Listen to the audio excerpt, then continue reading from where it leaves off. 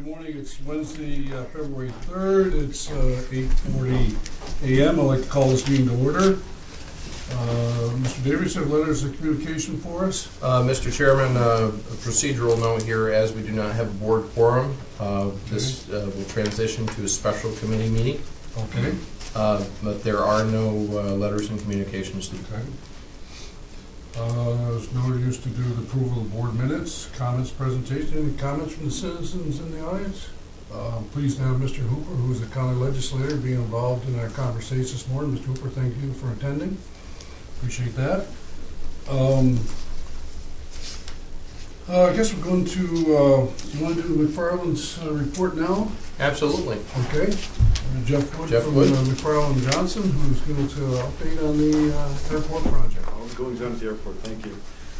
Enjoying the beautiful icy weather this morning. I was a little surprised to see all that ice in my car. I've just got about a dozen slides or so to give you a general overview. I thought we'd just go through it somewhat informally, and we'll do something again or interrupt me. But let me stop a second here, or whatever. If somebody wants to watch this, how would they go on TV and watch this presentation on the screen? They would have to request a copy of this presentation. This is not. Okay, so the way we had the camera before, it was good. They could see the presentation this way. We can't. Okay, so okay. I just didn't know that. Thank you.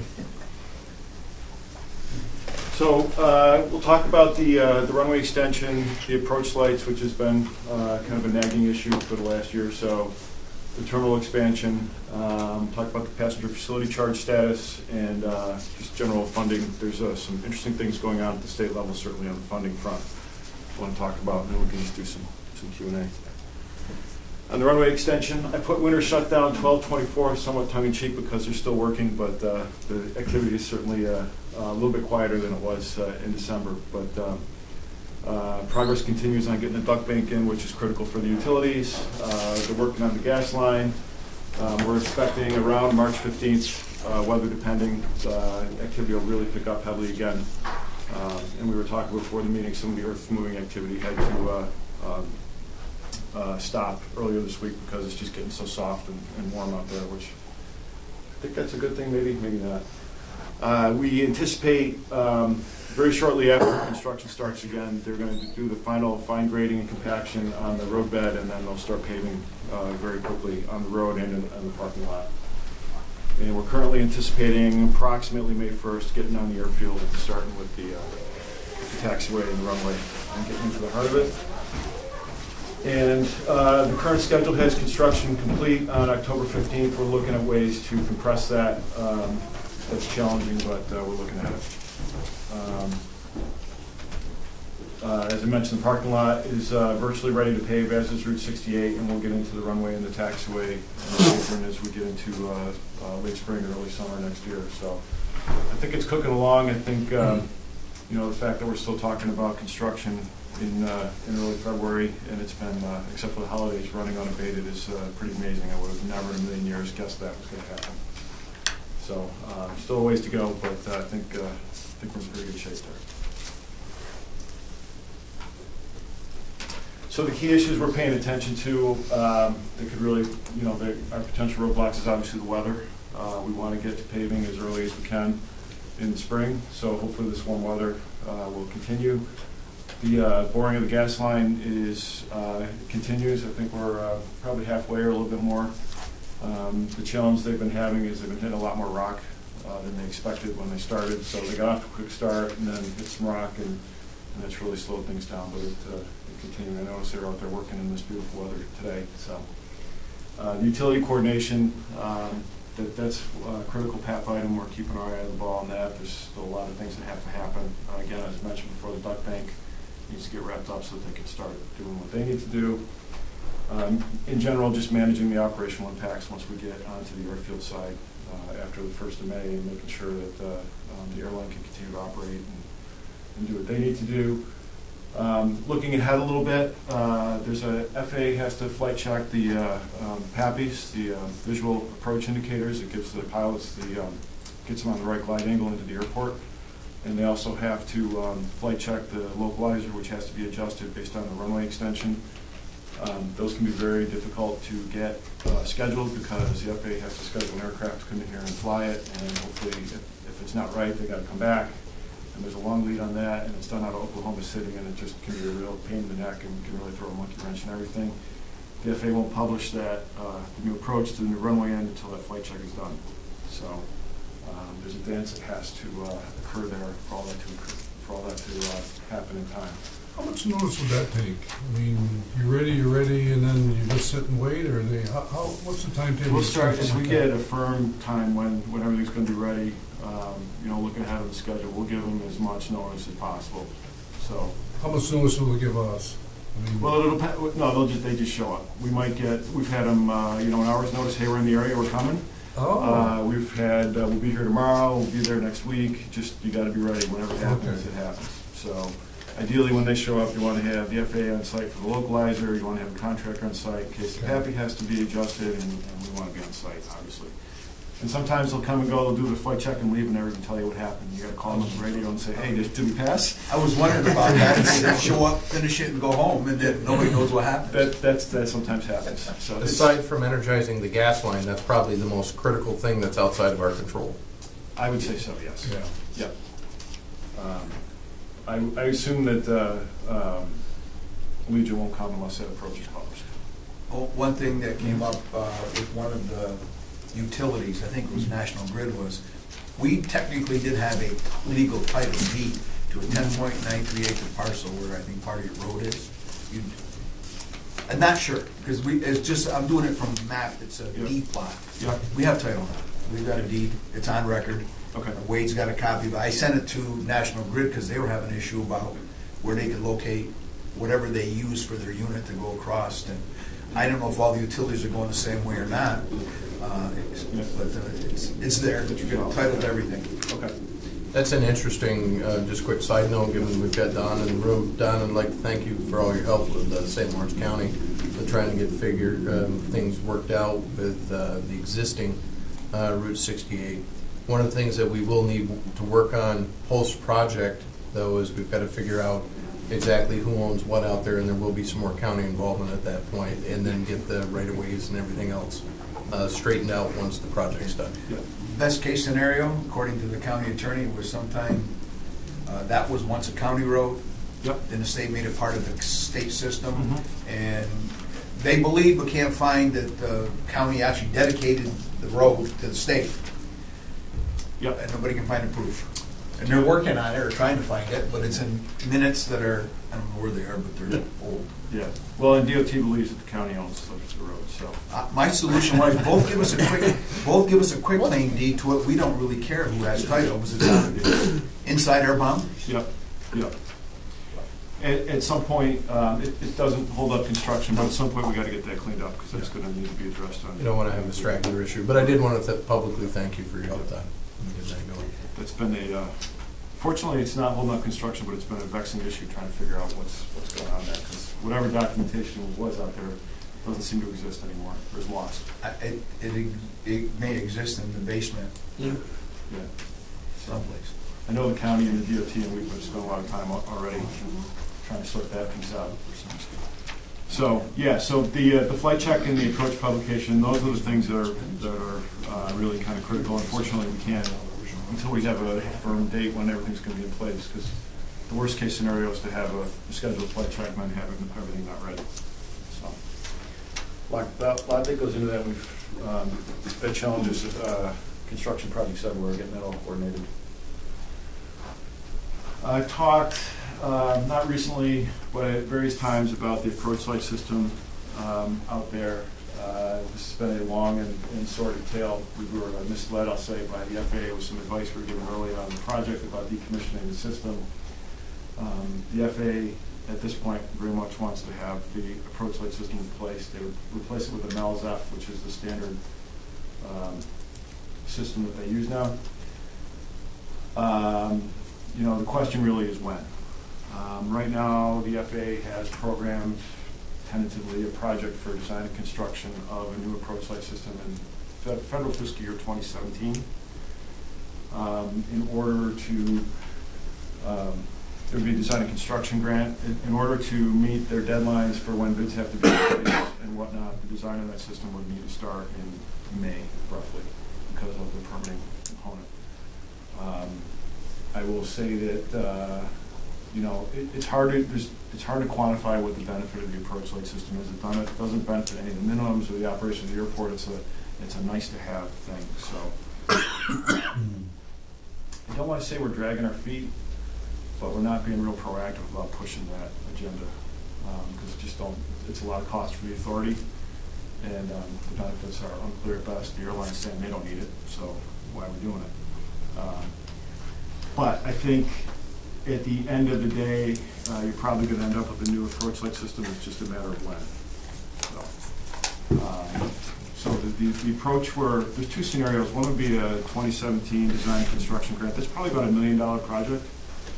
And under that funding scenario, the 2017 design and construction grant, the authority is going to need to write a pretty substantial check to the FAA for design review and everything they need to do. So it's obviously a cash flow challenge for you guys. So I think I'm sorry, just to interrupt. Quick programming note on our side of things.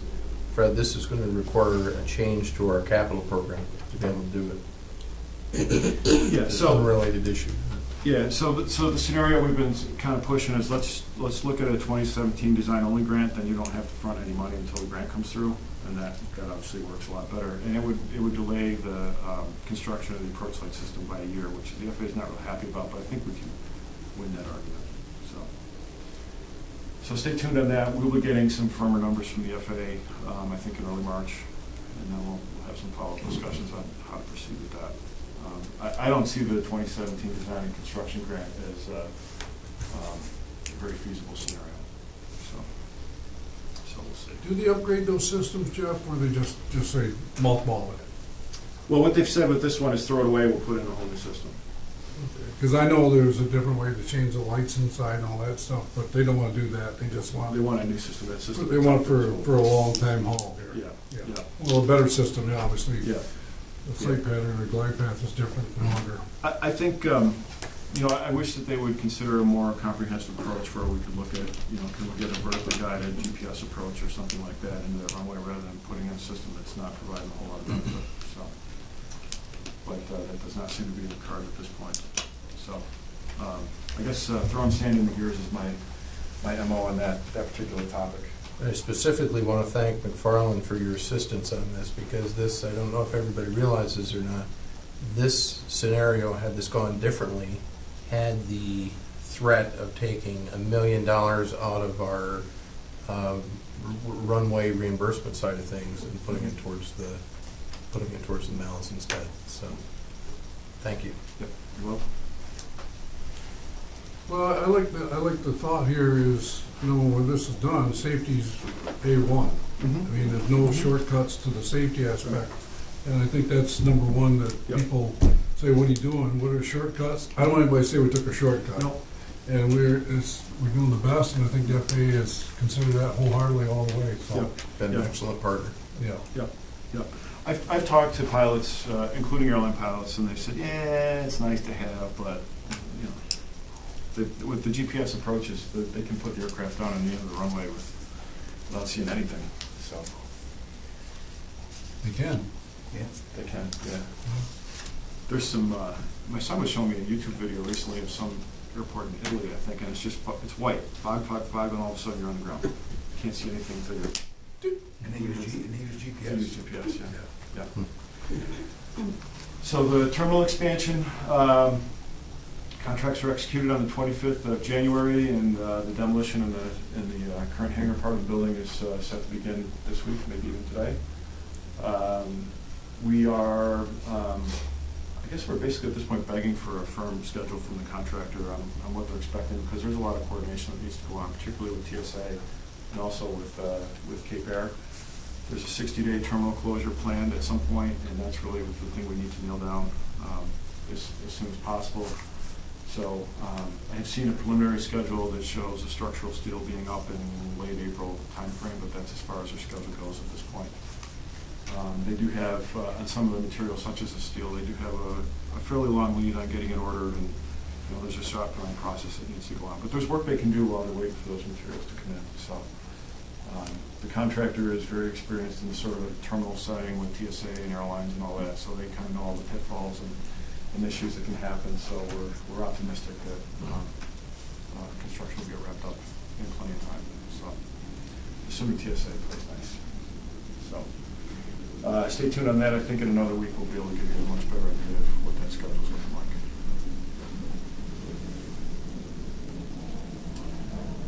So the key issues on the terminal that we're paying attention to is certainly the airline input, the coordination between what's going on in the building and the adjacent site work, specifically with the apron and the utilities and whatnot. Coordinating with Feburary through the construction period and how they're gonna operate, managing their operations. TSA is the big one, and then nailing down when that terminal closure is going to be and how it's going to affect. You're talking a complete closure of the terminal? Yes. Yeah. What do you do for an alternative? Cape Air goes up and fly out of just Messina, or they'll stop flying here. Yeah. It saved, I think we figured about $300,000 on the construction, so it's pretty significant savings. And how long would it be closed down? About 60 days. 60 days. Yep. Could it be less? Could be, but I think that's all going to be scheduled by, once Right, yeah, I mean, there may not be any benefit to compressing it once we've said it's got to be closed from this date to this date, because they're not going to sell tickets. better off leaving it alone, let it go? Could actually be 30 days more, depending on the airline's request, and Yeah. whether or not we can meet that request. Yeah. So a lot of moving pieces there to be coordinated, and it really hinges on the contractor's schedule. So we can start really aggressively pursuing all of that. With the passenger facility charge, we've prepared all the draft documents for the airline coordination. They've gone down to the FAA. We're expecting to get comments back any day now, and then we can start formally coordinating with the two airlines. We're looking at increasing the PFC to the $450 per enplanement. There's a slide with the projects in there. So, we're targeting trying to get everything in place in June, so that when Allegiant starts selling tickets, they can collect the $450 rather than the $3. So, these are the projects that are included in the PFC application. Most of them are looking back, trying to get your local share, your 5% or 2.5%, excuse me, for previous AIP grants, which was the quickest, cleanest way to do this. So we're looking at about $740,000. So it's all good, and I wouldn't anticipate we'll get any pushback from the airlines on that. So where they tend to push back is if you start trying to sneak general aviation related stuff into the program. They don't like to pay for those things. So we'll get that air carrier coordination going hopefully in early February. Soon we'll get the comments in the next couple of days as promised, and have everything ready to go in early June. So and that'll sync up nicely with the start of Allegiant selling tickets. So that's proceeding along. I guess the feedback we have gotten from the FAA is, gee, we've never looked at the PFCs in Ogdensburg, so we don't know what's there. We'll probably get it just about the time it shut down for 60 days. Yeah, right. That's the way these things work.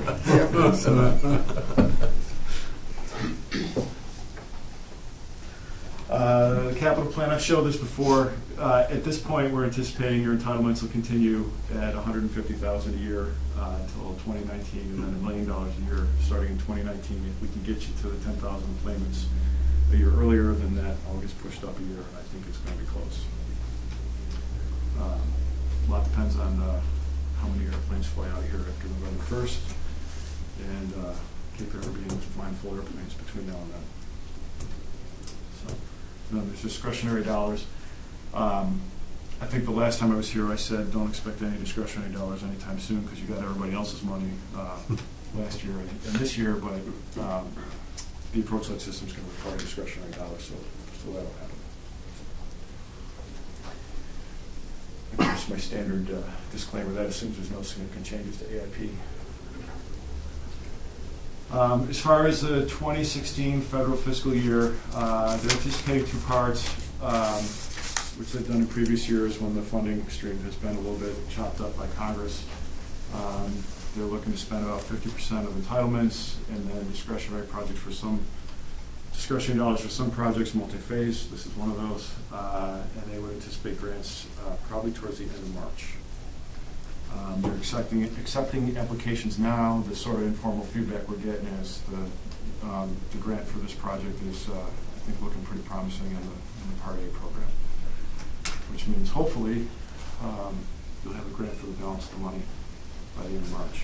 So given that, our March board meeting, then we should probably do one of those authorizations that allows me to sign that as soon as we get it. Yeah, I would say Turn those things around. get those resolutions in place. Okay. We have the programming package assembled. It'll be in your email, Wade, probably by lunchtime. Okay. So we'll just need your signature, then we'll get it down to Rob, and they can start, Rob Lee at the FA, and they can start that whole process. Thank you. And then formal application. The only thing that's really holding up the formal application is we need the final numbers for the reimbursable agreement from FA, and we expect those in early March. So I think it's going to happen quickly. I'm optimistic. You won't get a Part B grant. Part B grant, so we won't even talk about that. If you get Part A, that's it. Anything we need to do on our level here? Is there, Or everything is all strategically? best I can tell, you're lined up and it's ready to go. Got the cold weather provision in place? Yeah. Yeah. Everything's approved, we're ready to go? If they're saying send the program package, send the grant application, that means and they know the numbers because they saw the numbers Yeah. last year. It's okay. I think I'll be very surprised if Okay. it doesn't play out that way. Shocked, actually. So, but, yeah, so I think we're in good shape there. I guess just what I'm hearing is that there's a little bit more money in the program than they were indicating back in the September, October timeframe. So, so we'll see how that plays out. A lot of airports interested to watch the process this year. This is really small type, but the capital plan basically revolves around getting the balance of the money for the runway, about $11.6 million total in 2016. And then what happens in 2017 really depends on the Miles discussion. Hopefully it's a design-only grant, and we'll probably do that with your entitlement money. So should be there. And then we'll go from there. Once that's known on the Mal's, can you get us an updated one of those? Yes. And go ahead and approve it? Yeah. Yeah. Yeah. I think we've got to get buy-in on the idea of going to separate design and construction Sure. grants. Once we do that, we'll update the CIP. Okay. And in Thank fact, you. updated CIPs are due by April 1st, so hopefully we'll get the answer pretty soon. Can we get a hard copy of that? We already have, we've approved it. Okay. All right. That's in that packet there? Okay. There are some interesting things going on at the state level. We anticipate there will be the traditional aviation development grants, again, advertised sometime over the summer. Those projects have a maximum of $1 million. That might be a good venue to chase some money for an equipment building or a hangar or something like that. Do you have any visibility into when the current ones are going to be announced? Because our water sewer application is hanging out in that round. I have heard maybe as soon as the summer. Things being what they are in the state, I would think more likely fall timeframe. Fall. Yeah. They seem to happen in the fall. They often seem to coincide with elections. So, yeah, that's anybody's guess. I've heard what I've heard sort of informally is that the DOT has done their part, and now it rests in the governor's office to make the final determinations and approvals. Now, where does the governor's $200 million project come in? That's what I was getting to next. Okay. I saw it behind there now. Yeah. It's the Airport Hunger Games, we call it in the office. Okay. So, if you're not familiar with that, the governor's proposed $200 million for upstate airports in the form of 5 grants of $40 million each. So, you know, if you think about airports, there's 70-something airports on the list that are eligible, including Westchester, Albany, Syracuse, Rochester, and 2 in Buffalo. That's 6. You gotta tell the governor, they're not really upstate. Yeah. Well, Westchester certainly isn't. So I don't know what to make of the program. You know, thinking about how things have worked in the past, well, that's where the votes come from, those 6 airports, so that's probably where the money's going to go. But who knows? The legislature certainly has a lot to say about that. It's got to go through the budget process. There is a strong push led by NIAMA to maybe break it into smaller grants for more airports. Maybe you do $10 million grants or $10, $20 million grants. There's not a lot of airports that can spend $40 million upstate. So I know Albany's talking about a new parking garage. That's probably close to $40 million. Well, one of the things that we had a meeting here with a representative from the governor's office talking about the state budget and all the things that are out there. And one of the things, our project here is, well, we're just a year off. Yeah. And so the question was, can we go retroactive back a little bit? And even though we haven't paid for this project yet, whatever I want to be, to see if that could be part of this project, whatever. I don't know if there's an answer out there yet, or if somebody's really thoroughly investigated, or what the political structure is to say, yes, that's a good idea. I don't know. But we'd still like somebody to look at that. Sure. To see.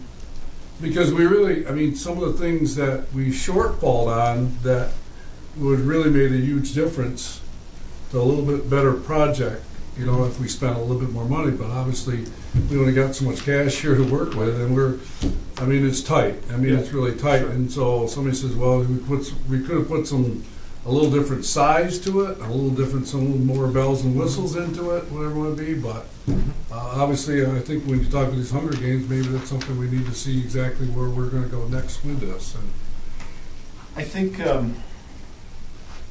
if you could retroactively pay for your local share on the AIP grant and retroactively pay for the terminal, you're still only talking, what, $5-6 million maybe, in round numbers?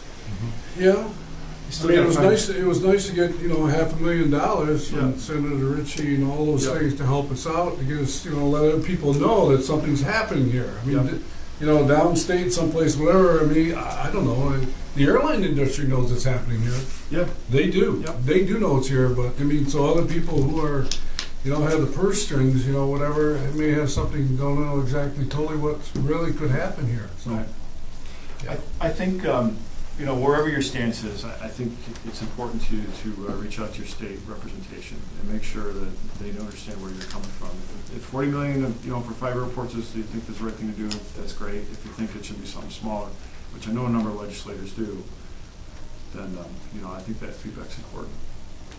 Yeah, if they would have said this 2 years ago and says, here's $40 million, we would have spent $40 million exactly, just put it right on our ticket line. $40 million is a lot of money to spend. Yeah, I mean, we would have spent it. I mean, that would have been a very reasonable project instead of, Yeah. And I didn't talk about the FAA. Of course, the FAA would, made a little difference. But Right. Yeah, that's a little much. Yes, that's good. Yeah. Joint project. Yeah. Sorry, I said that. Quick Okay. idea on how to spend $40 million. Yeah. There's a lot of people scheming on how to spend $40 million. Yeah. $30 million vacation, $10 million in the airport. Yeah. There you go. I know just the spot. We need the bridge for the airport, so. Yeah. Right. I think, express direct the route from the bridge to the airport Yeah, would be the way to go perfect. with new parking. Yeah. Probably spend $40 million on that. Yeah. When I think of projects, I think of what you build something and what does it bring in return? What is the revenue source that it does? I mean, I don't know, I'll just take this in the wrong way, but if I build a building for a school, obviously it enhances education, but it doesn't bring money in. And so for this project here is huge investment. It can create something. And very clearly, one of the governor's criteria is going to be the ability to create jobs. Yeah. Every program that the state has rolled out since he's been in his office, what's one of the top criteria is can you create jobs? Well, Wade and I were talking about, that word green comes up. And how innovatively can you use solar energy or whatever you want to do, wind or something here, whatever, to build. And I know exactly where it was that we talked about. There was some place that used geothermal type of stuff to heat the building and all those type of things that, was totally different. So get out of the box. Yep. Get out of the box here and, come up with something that really could really say, wow, that is something else. I mean, you get some Clarkson people right over here, we talked about earlier. Yep. They probably have some great ideas for us that we don't even know exists. Right. So Right. So, It's going to be interesting. NIAMA has been, on the point on the whole aviation funding at the state level thing. So, pay attention to what NIAMA's putting out. They seem to have their finger on the pulse of their legislative liaison. Does a good job. So, it will be a hotly debated topic, I'm sure. So, I wish I could tell you more, but all we know is basically what's in the press release. So basically, what you know is 200 million divided in 5. Yeah. Which, If it comes out the way the governor's proposed. Yeah. which would mean it wouldn't go more. Which than means the all. big boys get fed. Yeah. The throughway airports is, I think, where that's. That's where it'll stop right Yeah. there. Yeah. So hopefully it'll come out a little differently. But I don't see what they would do that would create more jobs other than construction in the long term, Yeah. or increase their business long term. Yeah. I mean, I've flown out of Rochester, Syracuse, and Albany, not Buffalo, Yeah. and I don't see where that would change much. You're still going to get the same passenger counts that you get. You can make the facilities better, but you aren't going to increase as far as total jobs. They don't need any more people working. They need one to keep enhancing. Right. We're up here, we can, I don't know how many jobs we're going to create, but the bigger we get, the better, more jobs you're going to have. Yeah. I had the same thought. Albany has been right out there in the public saying they're going to use the money for a parking garage. That Other than creates- construction jobs and revenue for the authority, well, I don't know what that really does. So. That's all it does is create revenue. Yep. Yep. So. And parking garages have their issues because of salt. Yep. There's a lot of maintenance. A lot of maintenance. Yep. You look at philosophically where the industry wants to go, and I was reading just recently about air traffic controllers being overburdened in all these metropolitan areas, and there's only so much you can do. And so the smaller airports, okay, you got to pick up some of the load here. That's what the future's saying here. So I mean, where the New York City area is going to do and how they're going to handle their problem, that's something totally. I don't know where they're going to take that. Yeah. I don't know where they're going to take that, but we can make a difference up here. We can make a difference up here. Definitely. Definitely.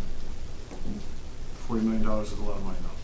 And the other thing I was going to mention is nobody knows what the match is going to be. There will be a local match on that. So if it's 50-50 money, that's going to make it really hard. How much would it cost for us to build a 7,500-foot runway, cross runway, and another 500 or 600 car parking lot? Oh, you're not giving me a break, right? Are we close? You'd be in the ballpark, probably. Yeah. Well, actually, the way the terrain is, you could We do could create across lots of the- jobs. Yep. Yep. Oh boy. Get to work. All right. Anyway, yeah, that's going to be real fun to watch. So I think it's wow. I need a nap. So that's all I have for today. Unless there's any other questions or comments. Seems like from an outsider, I don't get to all the meetings, it looks like we're proceeding as fast as we can. Yep. And weather's been better than average for this particular year, so absolutely. just hope that it continues. I look at it this way, we've only got 2 months of winter left, so Right. uh, Right. We're in the home stretch, really. hopefully This that would March be- it'll start breaking up. Yep. The days are getting noticeably longer. Yeah. So. Yeah, so. Thank you for continuing to push on the schedule on the terminal. It's good. We need that. Critical. We're all Push on the schedule of the terminal and delay on the schedule for the new lighting system. Yes. Yep. So.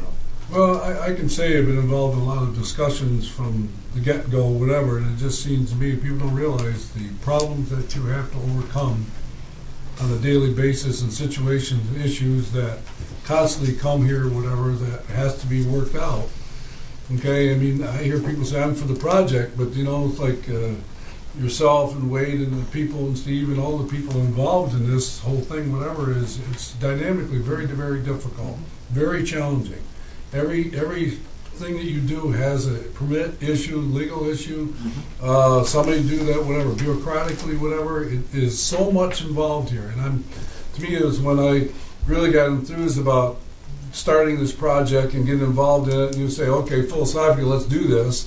And then the other part is, people said it's going to be costly. It's going to be costly.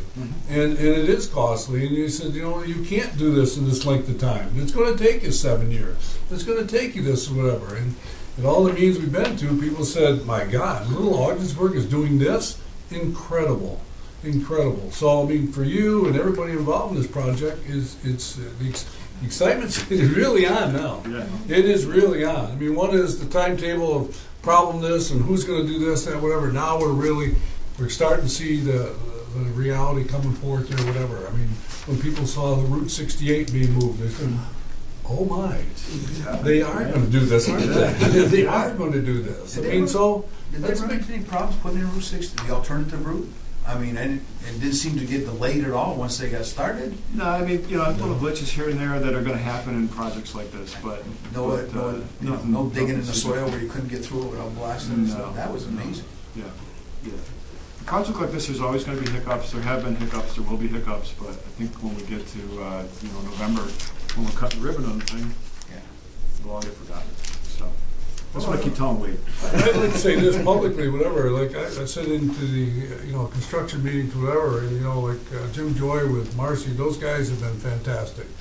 It's like, they've been very communicating and all the type of things, doing everything within their power to help us all understand the demands of this project. I mean, so Marcy is a great choice. I mean, they've so far. Now, we're not done yet with it, but I'm just saying that, the race has started, and the race is on very nicely with those people. They've done a nice job. And so, so the people are going to follow them when their term's up, the electrician, all those other people, they've got to, they set the bar. Yep. They set the bar. And that's where you guys come in, keep things rolling. And I appreciate, what Bill and Lyle have done, in those meetings, and, keep things going, so everybody's on the same page, weekly basis, whatever. People in the public, it's every Tuesday where we meet here in this boardroom. So if you're interested in the project, come here and you get first-hand information, so. And believe me, we're all acutely aware of the deadline to get this. Oh, yes. So. Thank you again, Jeff. You're welcome. Thank you. Any questions for Jeff? Are you staying for executive session? If you need me to, I'm happy to. If not, then You don't have nothing you want to talk about? There's Okay. Okay, we don't have anything to talk about, do we, Jeff? not that I'm aware of. Okay. all right. Well, I know it's a tough day traveling here, but thank you for getting through the ice. My pleasure. Yeah, Always happy to be here. This project, you heard me said before, this project. What you've done in this project, yeah, very much. Thank you very much. Safe travels, thank you. Take care, too. Includes that. Bridge traffic report. The bridge traffic report is not ready yet, nor is the financial reports. The credit card activity report has been distributed to you here on the desk. Continues at around 4% fee, $9,300 in credit card receipts in January. And the other report that is available here is the airport report.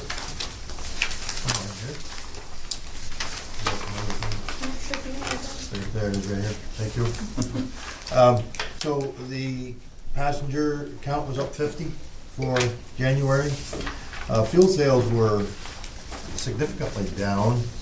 So I immediately went and looked to see if our prices were competitive, and they are. There's only one airport in the whole area lower than us on Jet A, and we sold 0 gallons of Jet A in January. 100 low lead, again, there's only one lower than us. Then that was our 154 gallons. So I didn't get a chance to ask Darren if So he had something any happens ideas. next month, then we really don't get a problem. Something's wrong, or something's happened. Yep. So those are the only reports that I have available. The Canadian passenger count has gone down. The percentage of Canadian enplanements has gone down, and I imagine that's related to the exchange rate. Any questions about either of those? Okay.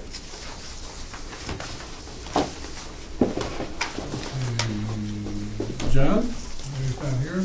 Building market, anything in there? Is we want to continue the way we need to care about? It's just on. No, there's no real change other than we have one additional industrial building lease that we'll talk about today. Okay. Facilities committee. if we have anything there. Or do The we? next facility committee meeting would be tentatively scheduled for next Tuesday at 2:30, if needed. Okay. If needed. If needed. Okay. As of right now, there are no issues. Okay. Any unfinished business? No, Mr. Chairman, but I would like to, in the future, have anything that comes out of today's special committee meeting under the unfinished business category, along with the approval of the board minutes from September 9th, October 7th, November 4th, and December 10th, specifically under that unfinished business category, so that way we don't lose track of it. Okay, so Tisha will keep us up to date on that. Okay, thank you. Yeah, that makes sense, because once we get our quorum back, then we'll go from there. Next board meeting will be scheduled March 2nd. I'm not sure when Mr. Laughlin returns, but I think it's in the middle of the month. But I guess will that help anybody to change that date, or just leave it there for this point in time and find out exactly when he returns? I'd recommend leaving it where it is for right now, and Okay. we'll reach out and pull the board and see who's going to be with that. Okay, Find and them. see what issues you have, so. I don't want any projects or situations that you have, Mr. Davis, that really impacts the direction we're going, so that's what, and so when we're there, right, we may need a special board meeting when we have that quorum? Is that what you're thinking of? If we get to that?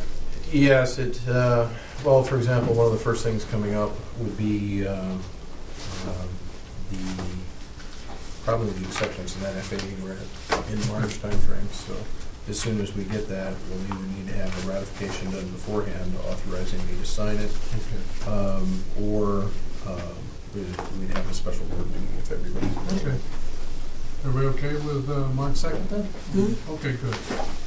We'll take us into business items. Yeah, there are two business items today for the special committee's consideration. One's approval of payment to Patricia Redden Sargent. The committee met last time, and as was explained to the committee, the light pole was sunk in the middle of the sewer, which backed things up, which caused damage in the amount of $3,160 that was itemized and met the criteria for reimbursement. Staff and also the committee recommended that $3,160 Take that zero off there. exactly be approved and a payment be made. I think we've already discussed that. Yeah. Okay. Make a motion to approve that? So moved. Second. Okay, so that's good. Procedural note, we'll not be able to pay that though until we have approval from the full Right. board. Sure. But we'll move that up to unfinished business of the full board. The second item is, Will you notify her that timetable is coming? she's aware of our situation here, yes. Okay. Good.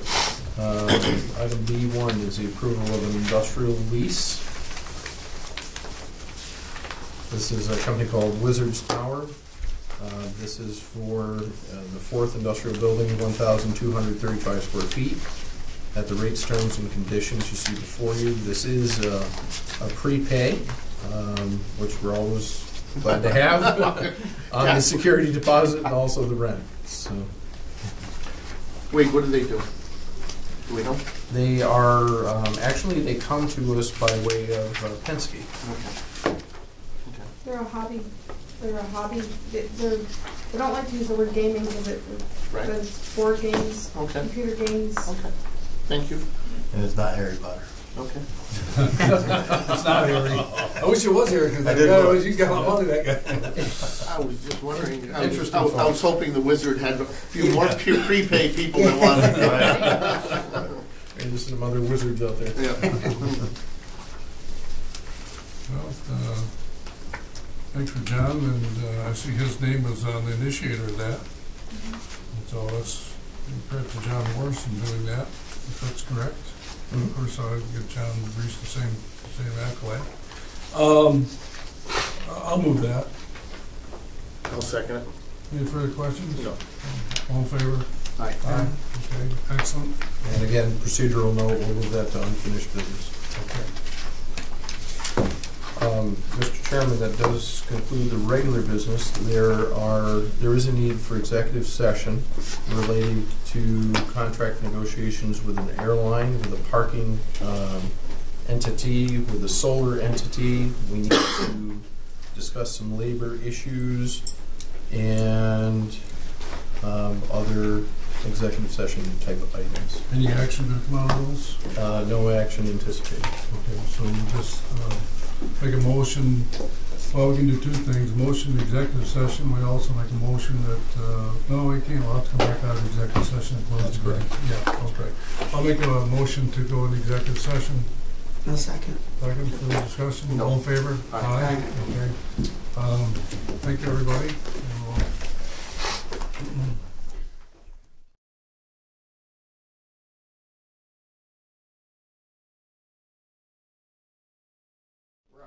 Okay, let the record show it's 11 a.m.